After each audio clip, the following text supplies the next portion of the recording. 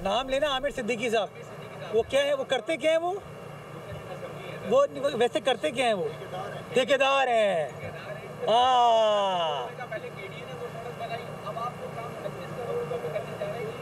मैं आपसे जवाब, देखिए ठेकेदार तो ठेकेदार ही होता है। अब मुझे बताइए, मैं तो अभी कहना चाहूँगा सिंध सेक्रेटेरिएट में जो इन्होंने किया है उसके ऊपर तो कभी ख़त लिखे ना।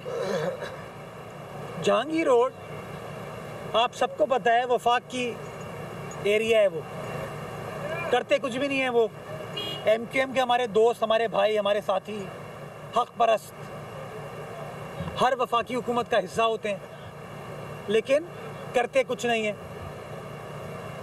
कमर्शलाइजेशन जो शहर में हुई वो आपको पता है किसके दौर में हुई, चाहे वो जमात का दौर हो, चाहे एमकेएम का दौर हो। 80 गज के प्लॉट पे बुलंद वाला इमारतें बना दी गई। प्रेशर किस पे आया?